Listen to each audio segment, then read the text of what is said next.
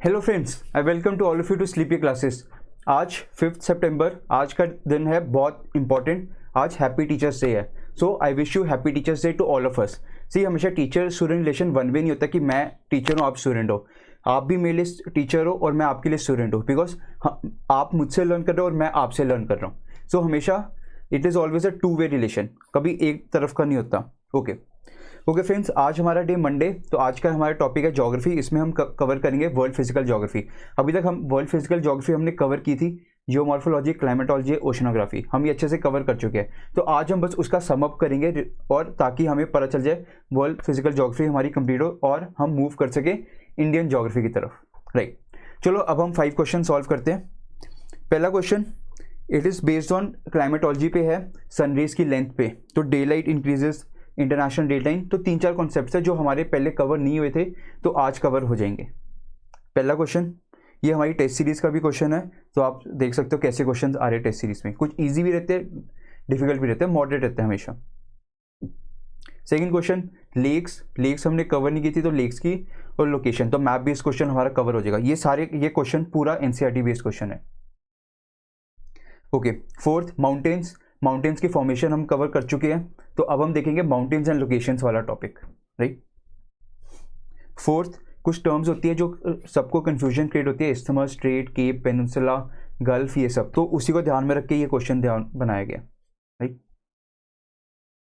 Last question, desert की formation हम देख चुके हैं वर्ल्ड क्लाइमेट्स में। अब ये क्वेश्चन है डेजर्ट और उसका रिलेशन ओशन करंट्स के साथ। राइट, तो प्लीज़ फ्रेंड्स वीडियो पॉज करो and please solve this questions.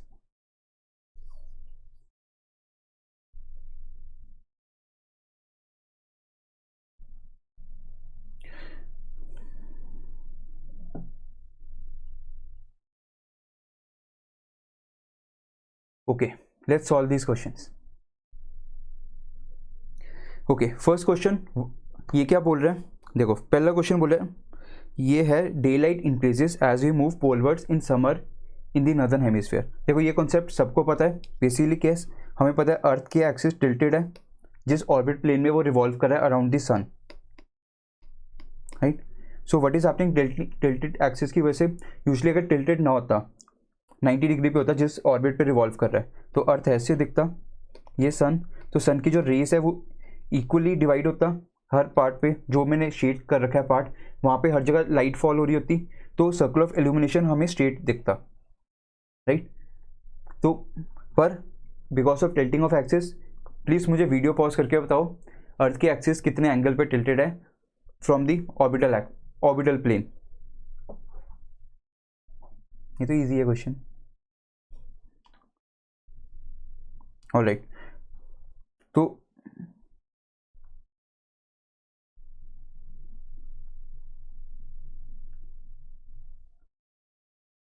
Okay, so this is equator, this is tropic of cancer, this is tropic of capricorn, ये आर्कटिक सर्कल, ये Antarctic circle.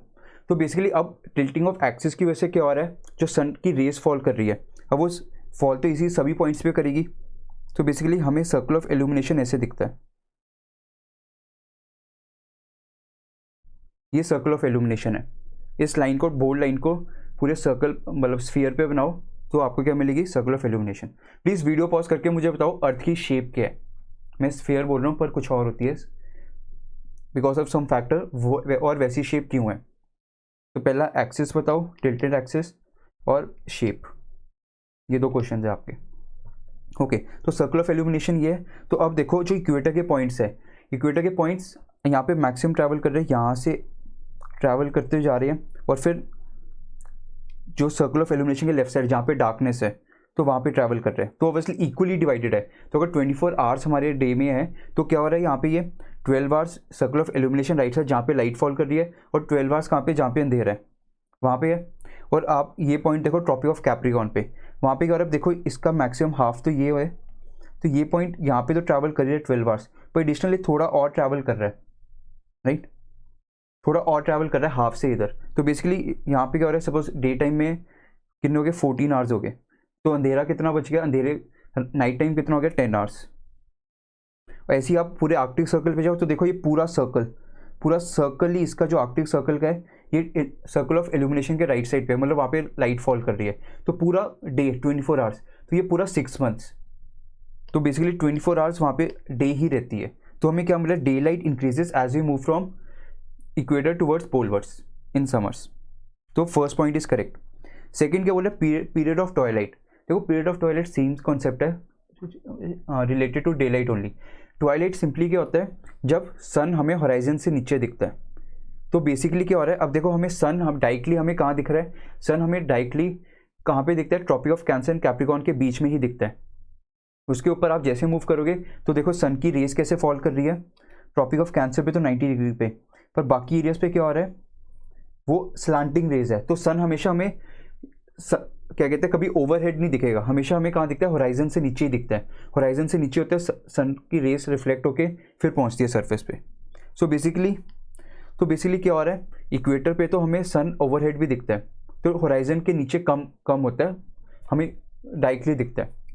Basically suppose this is earth, आप यहाँ खड़े हो तो ये अर्थ का लेवल हो गया आपका आई लेवल पर, राइट, पर सन आपको नीचे ही दिखेगा, होराइजन के ऊपर बहुत कम दिखता है। ऊपर कहाँ दिखता है, इक्वेटर एरियाज पे। पोलर एरिया पे जाओगे आपको वहाँ पे डायरेक्टली सन दिखेगा नहीं, वहाँ पे हमेशा क्या देखिए सन की रेज होती है, पर सन होराइजन के नीचे होता है। तो ये रीज़न है। तो बेसिकली आप जैसे आप लैटिट्यूड हायर लैटिट्यूड की तरफ जा रहे हो, आपको पीरियड ऑफ ट्वाइलाइट इंक्रीज दिखता है।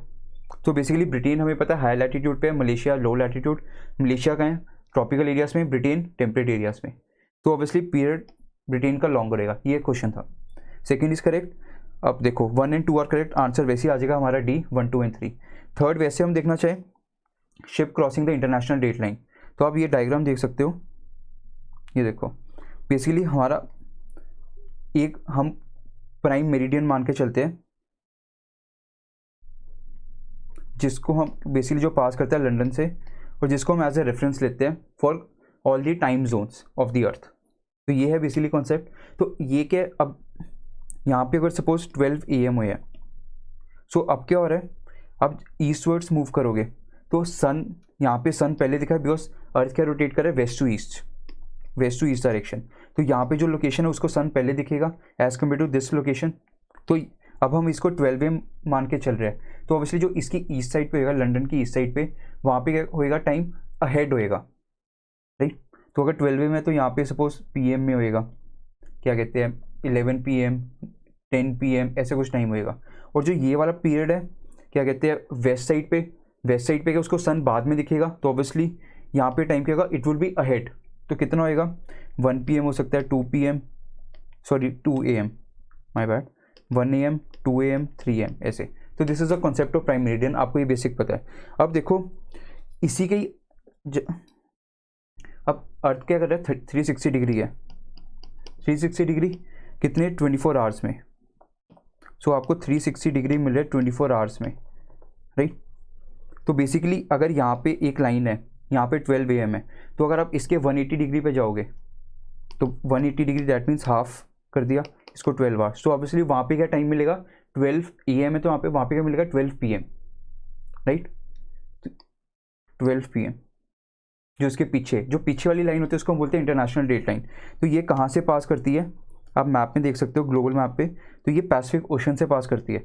वैसे होनी स्ट्रेट चाहिए थी, पर इसको हमने जिगजैग रखा है बिकॉज कुछ आइलैंड से जो इस लाइन पे आ रहे थे, तो उस लाइन को डिवाइड कर रहे थे। जैसे हमने इंडिया पाकिस्तान के टाइम पे जब रेडक्लिफ लाइन बनी थी, तो इन्होंने ब्रिटिशर्स ने ऐसी लाइन बनाई थी कि वो घरों के बीच में से जा रही थी। तो ये लेसन्स वगैरह ध्यान में रख के हमने ये लाइन को जिगजैग बनाई कि एक कंट्री पूरी एक साइड ही है, मतलब इस लाइन के या लेफ्ट साइड या राइट साइड वाले। तो बेसिकली इसमें अब क्या हो रहा है, हम इंटरनेशनल डेट लाइन में ऐसे कंसिडर करते हैं कि सपोज यहाँ पे 12 AM है, तो ऑब्वियसली ये अब ये रोटेट कैसे कर रहा है, वेस्ट टू ईस्ट डायरेक्शन। तो 12 AM है, तो यहाँ पे आफ्टर सम टाइम 12 AM होएगा, फिर यहाँ पे 12 AM ऐसे होएगा। तो जब ये 12 AM होएगा तो इस पॉइंट पे क्या टाइम हो गया, ये 2 घंटे अहेड हो गया, तो 2 AM, राइट। तो बेसिकली क्या है, सन देखता जाएगा। पर ऐसी ये वाला पॉइंट कब आएगा, जो इसके राइट साइड पे है डेट लाइन के, ये आफ्टर 24 आवर्स आएगा। तो बेसिकली ये वाला पॉइंट A एंड ये वाला पॉइंट B, तो B ahead of the date line है और A बिहाइंड पिछली डेट पे चल रहा है। तो क्वेश्चन क्या बोल रहा है, as we move from west of the international date line towards east, तो क्या आएगा, डे गेन होता है, ये ध्यान रखना, राइट। एक्सप्लेनेशन आप देख सकते हो।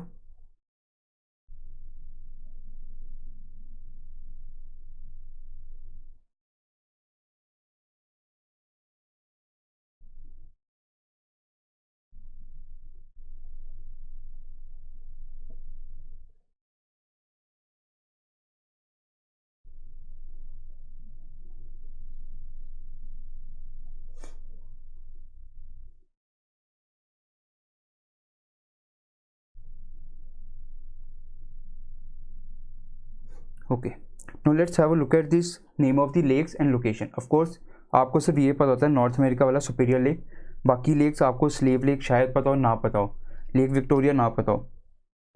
विक्टोरिया क्या है, विक्टोरिया का याद रखना, विक्टोरिया फॉल्स भी है या लेक विक्टोरिया, ये दोनों अफ्रीका में है। तो third is correct, superior lake, because हमें पता है देयर 5 लेक्स ऑफ जो यूएस और कनाडा के बॉर्डर पे है। इसको जैसे मैं ऐसे याद करता हूँ, सम मैन हेट ईच अदर, तो आप मतलब जो भी आपका एक्रोनिम है याद कर सकते हो। तो प्लीज़ मुझे वीडियो पॉज करके बताओ इनकी फुल फॉर्म क्या है। एस तो हो गया सुपीरियर, बाकी बताओ MHEO इनकी फुल फॉर्म क्या है। These are the 5 major lakes of the USA, जो यहाँ पे क्या कहते हैं आयरन ओर्स भी फेमस है, मिनरल्स बहुत मिलते हैं, इंडस्ट्रियल रीजन भी है one of the famous of USA. Then यहाँ पे वाटर ट्रांसपोर्ट बहुत एडवांस है, तो ये एक मेजर रीजन है। Like if you ever wish to go to USA and all for job purpose IT sector, तो यहाँ पे ये डेवलप हो रहा है। Okay, then Great slave Lake, Great slave Lake कहाँ है, साउथ अमेरिका में नहीं, ये भी नॉर्थ अमेरिका में है। So 2 and 3 are correct, answer would be B. तो आप देख सकते हो मैप में, तो बेसिकली ये NCERT बेस्ड मैप है, कोई कुछ नया नहीं उठाया मैंने। तो NCERT में देखो क्या है, यहाँ पे क्लियरली मेंशन है great bear and great slave lake, right, superior lake, Winnipeg lake, Huron lake, Mississippi river, salt lake city. तो प्लीज़ जो NCERT की बुक में मेंशन्ड है प्लेसेस वो तो आपको याद करनी है। तो great slave lake, superior lake आ गया, राइट, लेक विक्टोरिया देख लो। मैं अभी स्पेसिफिक नहीं आता कंट्री वाइज, मैंने सिर्फ एक आपको ब्रॉडर पिक्चर दी कि कौन से कॉन्टिनेंट में, ताकि थोड़ा इजी हो जाए आपके लिए। बिकॉज फर्स्ट स्टेप होता है कॉन्टिनेंट से याद करो, फिर उसके बाद में आप देख सकते हो कि कंट्रीज, राइट। तो ये 3 थे हमारी, स्लेव, सुपीरियर, विक्टोरिया, तो आप देख सकते हो, ठीक। ऐसे ही आप और याद कर लेना। दनुबे रिवर न्यूज़ में आजकल फ्लड आया था अभी रिसेंटली। हुआंगहो रिवर, येलो रिवर भी बोलते हैं इसको, राइट, येलो रिवर भी फेमस है। देन ऑस्ट्रेलिया में डार्लिंग रिवर, राइट, सो ऑरेंज रिवर आप देख सकते हो। तो प्लीज़ ये सारे नाम आपको याद करने हैं। तो एक्सप्लेनेशन आप देख सकते हो।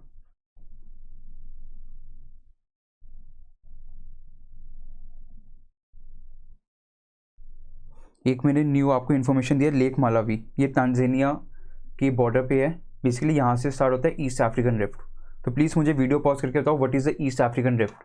ईस्ट अफ्रीकन रिफ्ट कौन कौन सी प्लेट से बना है, क्या रीज़न था बनने का, और इसके अलॉन्ग कौन कौन सी रिवर्स है, रिवर्स लेक को इंपॉर्टेंट, या कौन सी कंट्रीज़ के बॉर्डर पे है ये, प्लीज़ मुझे बताओ। ये कोई वॉल्केनिक स्पेशलिटी है इसकी वो भी बताओ, बिकॉज ये फेवरेट एरिया यूपीएससी का, इसको इनडायरेक्टली यूपीएससी पूछती है किसी ना किसी वे से, राइट।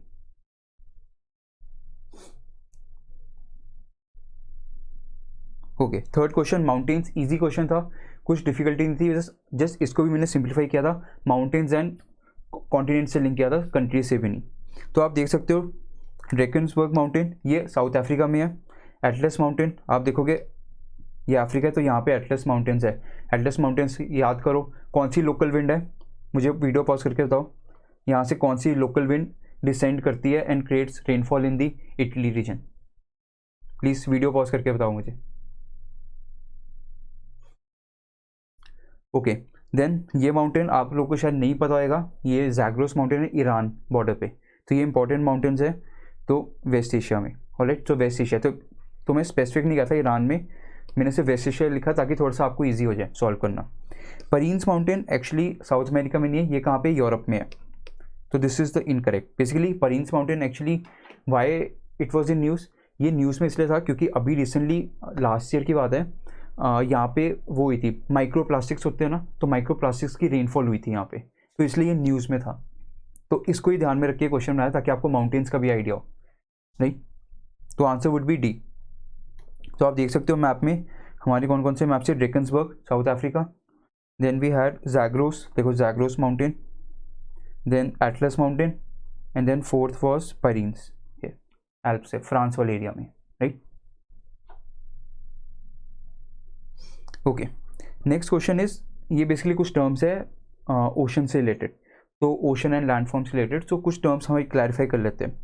तो देखो गल्फ, अब वो क्या कह रहा है, it is a narrow body of water that connects to larger bodies of water. हमें पता है ये किसकी डेफिनेशन है, जब दो वाटर बॉडी है और एक वाटर बॉडी कनेक्ट करी, इसको हम क्या बोलते हैं, straight, not gulf.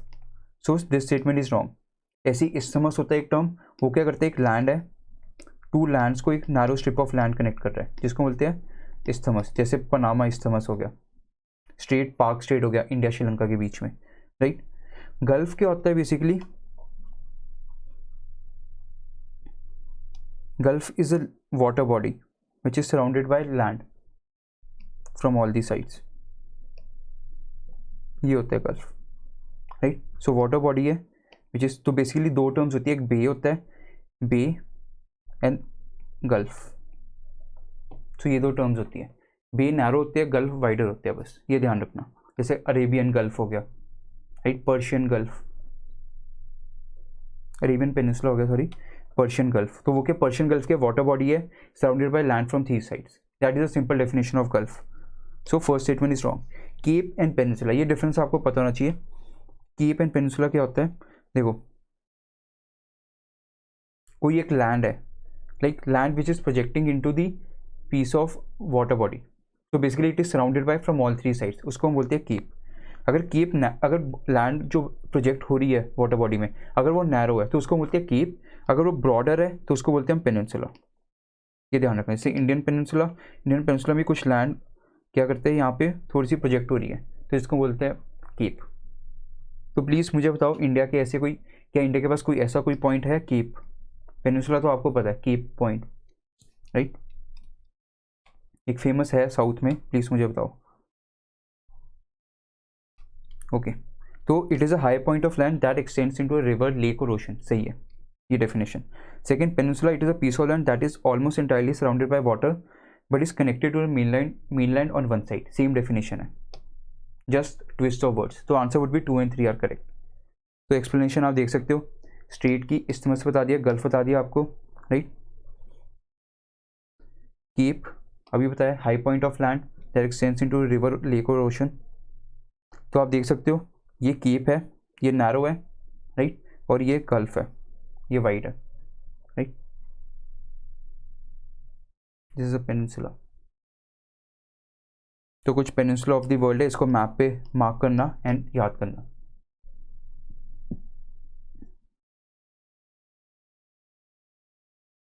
Alright, last question, deserts. हमें पता है डेजर्ट्स कैसे बनते हैं, लेट्स रिवाइज दोज फैक्ट्स। पहले मुझे वीडियो पॉज करके बताओ कि डेजर्ट्स की फॉर्मेशन क्या होती है, फैक्टर्स क्या चाहिए होते हैं, factors required in for the formation of desserts.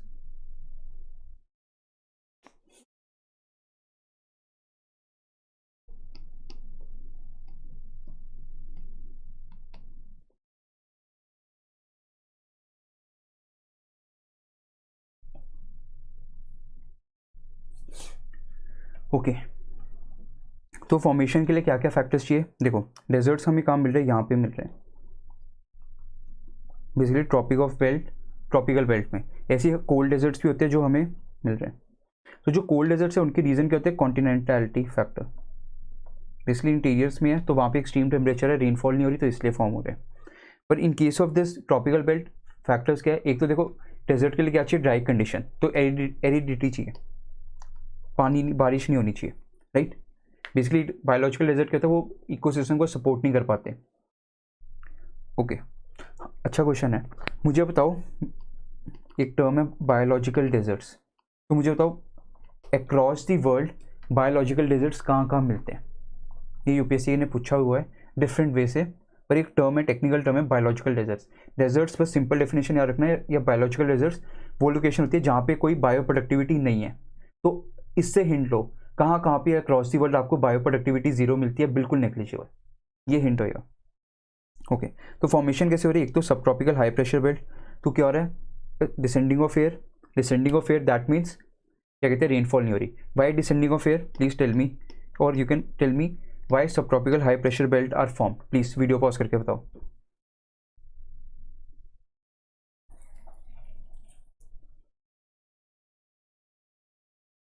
Okay, first factor क्या, sub tropical high pressure well, descending of air, convection नहीं हो रही, रेनफॉल नहीं फॉर्म होगी।